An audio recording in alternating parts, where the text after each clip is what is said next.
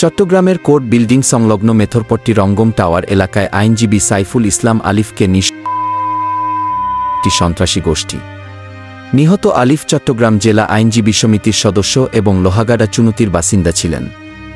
স্থানীয় সূত্রে জানা যায়, আজ বিকেলে ইসকন সম্পর্কিত সন্ত্রাসী গোষ্ঠী তার ওপর হামলা চালা।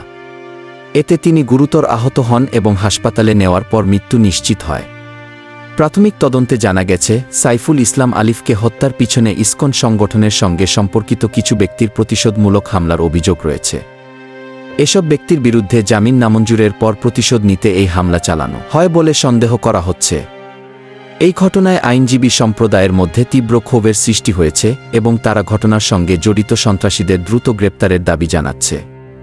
চট্টগ্রাম জেলা আইনজীবী সমিতি ইতোমধ্যে প্রতিবাদে রাস্তায় নেমেছে এবং সন্ত্রাসীদের বিরুদ্ধে কঠোর ব্যবস্থা নেওয়ার আহ্বান জানিয়েছে। স্থানীয় পুলিশ পরিস্থিতি নিয়ন্ত্রণে আনার চেষ্টা করছে, তবে আইনজীবীদের ক্ষোভ সামলানো কঠিন হয়ে পড়েছে। এছাড়াও চট্টগ্রামের কোর্ট বিল্ডিং মসজিদে ইসকন লীগের সন্ত্রাসী গোষ্ঠীর হামলার খবর পাওয়া গেছে, যা পরিস্থিতিকে আরও উত্তপ্ত করেছে। বিশেষজ্ঞরা উদ্বেগ প্রকাশ করেছেন যে এমন ধরনের হামলার ফলে দেশের সাম্প্রদায়িক অস্থিরতা বৃদ্ধি পেতে পারে। সামাজিক যোগাযোগ মাধ্যমে এই ঘটনার প্রতি ব্যাপক ক্ষোভ প্রকাশিত হয়েছে এবং শান্তিপূর্ণ পরিবেশ বজায় রাখার জন্য সমাজের সকল স্তরের মানুষের একযোগ প্রচেষ্টার প্রয়োজনীয়তা উঠে এসেছে।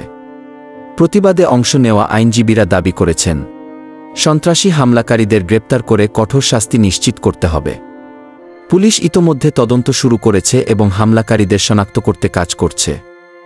এটি এক নৃশংস হত্যাকাণ্ড যা শুধু আইনজীবী সম্প্রদায় নয়, সারা দেশের শান্তিপূর্ণ সমাজকে শঙ্কিত করেছে।